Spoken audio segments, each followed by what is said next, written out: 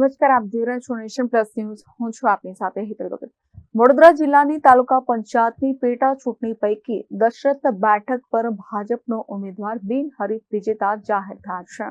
વડોદરા જિલ્લાના તાલુકા પંચાયતની પેટા ચૂંટણીમાં કોંગ્રેસને મોટો ફટકો પડ્યો છે, જેમાં દશરથ બેઠક પર ભાજપનો ઉમેદવાર બિનહરીફ વિજેતા જાહેર થયા છે. ભાજપના ઉમેદવાર સુનિલ પ્રજાપતિ બિનહરીફ વિજેતા જાહેર થયા છે, જેમાં કોંગ્રેસ ઉમેદવાર વશરામ રબારીએ ફોર્મ પરત લેતા ભાજપનો વિજય થયો છે.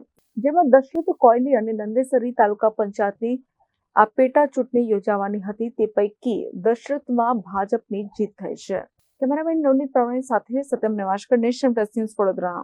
સમાચારોના સતત અપડેટ મેળવવા માટે અમારી નેશન પ્લસ ન્યૂઝની યુટ્યુબ ચેનલને સબસ્ક્રાઇબ કરો, બેલ આઇકન દબાવો અને જોડાયેલા રહો ફેસબુક, ઇન્સ્ટાગ્રામ અને ટ્વિટર પર.